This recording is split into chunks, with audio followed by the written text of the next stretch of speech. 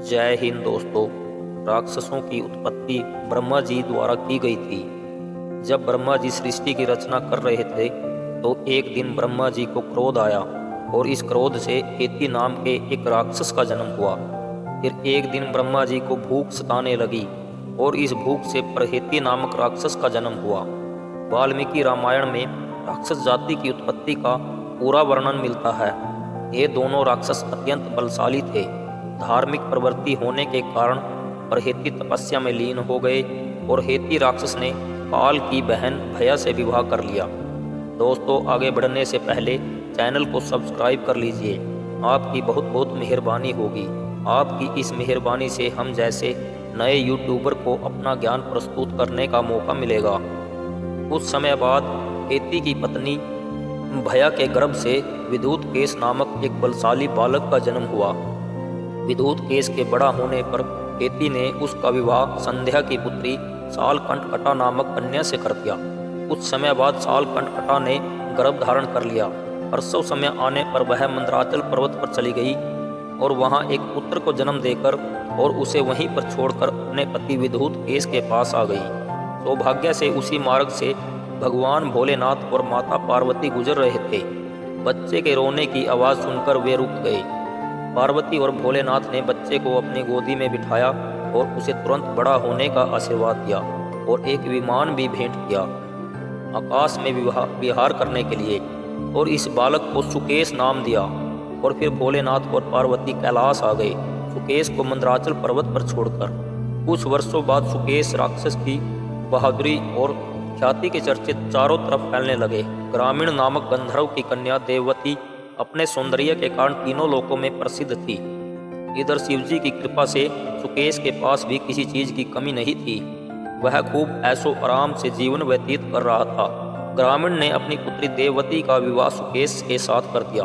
सुकेश जैसे पति को पाकर देववती बहुत प्रसन्न थी। कुछ समय बाद देववती ने 3 तेजस्वी और बलशाली पुत्रों को जन्म दिया। सबसे बड़े का नाम माल्यावान था, दूसरे का सुमाली और तीसरे का नाम माली था। वह सबसे छोटा था। माल्यावान और सुमाली कई हजारों वर्षों तक जीवित रहे। रावण की मृत्यु तक भी वे जीवित थे।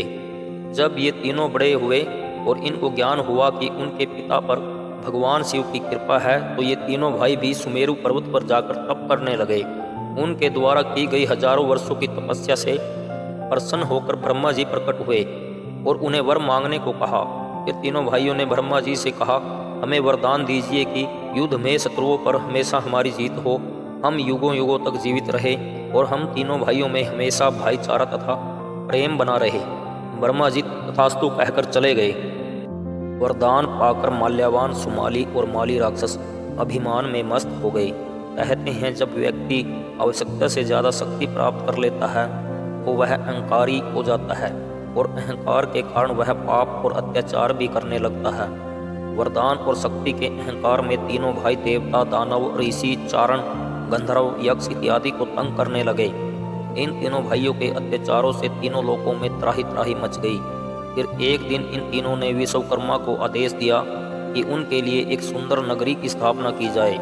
फिर विश्वकर्मा ने उनको बताया कि दक्षिण में त्रिकूट पर्वत के समीप सुमेल पर्वत के शिखर पर एक लंका नगरी है। वह आप तीनों राक्षस भाइयों के रहने के लिए उचित है। वहां तक कोई शत्रु भी नहीं पहुंच पाएगा और आप सुरक्षित भी रहेंगे। तब तीनों भाई लंका में रहने लगे और कई हजार वर्षों तक वहीं पर रहे।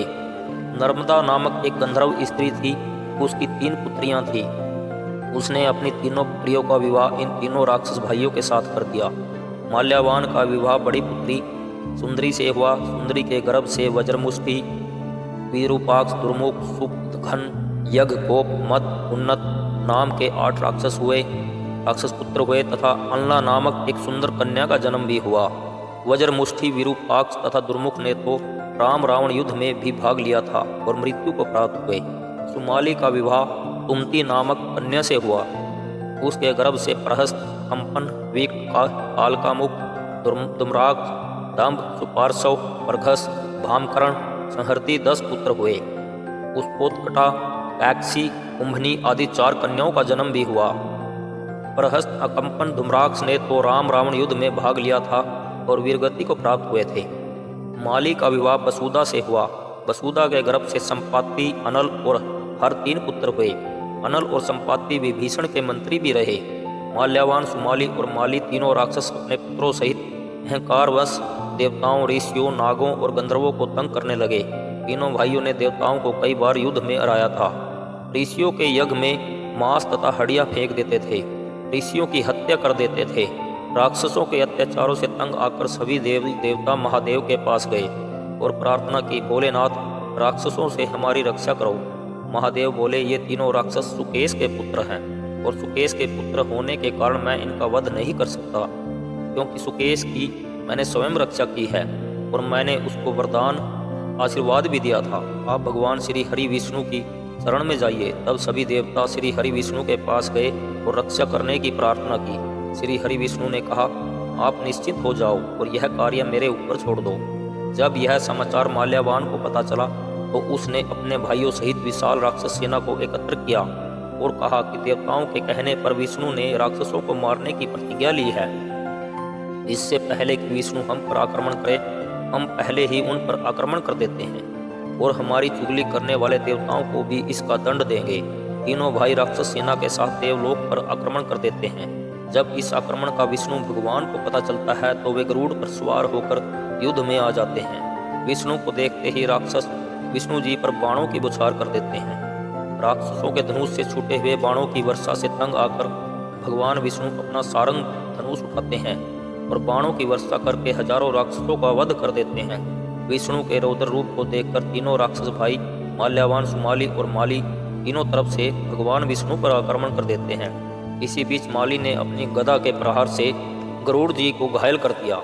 माली के इस कृत्य से विष्णु जी क्रोधित हो उठे और विष्णु जी ने अपना सुदर्शन चक्र चलाकर माली का राक्षस का सिर काट दिया। माली की मृत्यु देखकर माल्यावान और सुमाली घबरा गए और बचे हुए राक्षस सैनिकों के साथ लंका में भाग आए।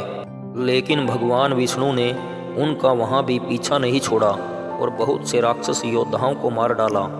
घबराए हुए माल्यावान और सुमाली अपनी स्त्रियों और बच्चों के साथ और बचे हुए राक्षस सैनिकों के साथ रसातल अर्थात पाताल लोक में भाग गए और वहीं पर रहने लगे। लंका को भगवान विष्णु ने कुबेर को सौंप दिया और कुबेर लंका में सुखपूर्वक रहने लगा।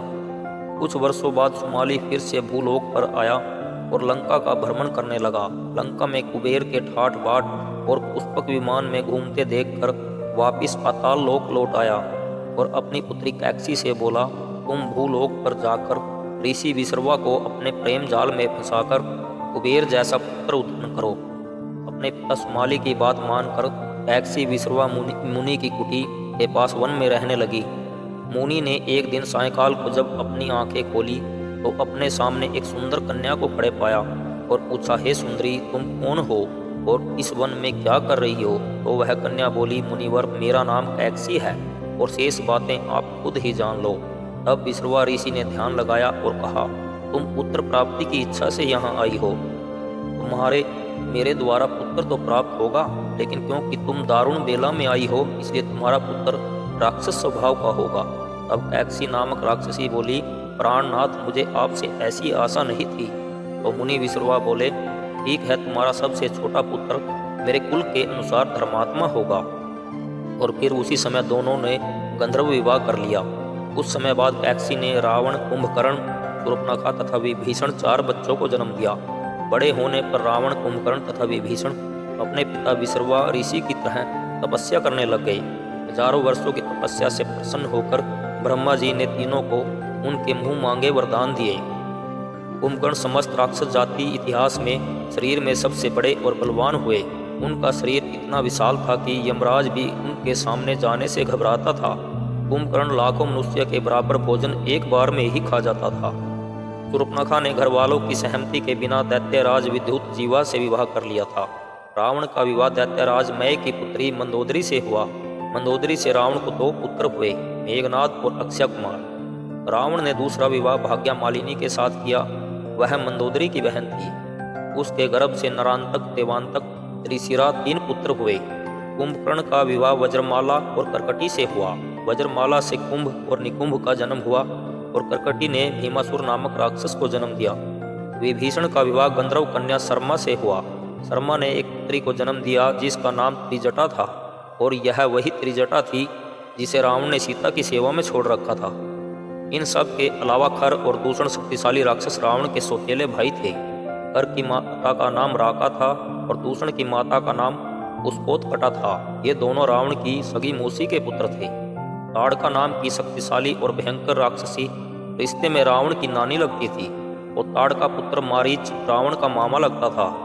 माल्यावान जो सुमाली का भाई था वह रावण का नाना लगता था, और राम रावण युद्ध से पहले उसने रावण को बहुत समझाया था।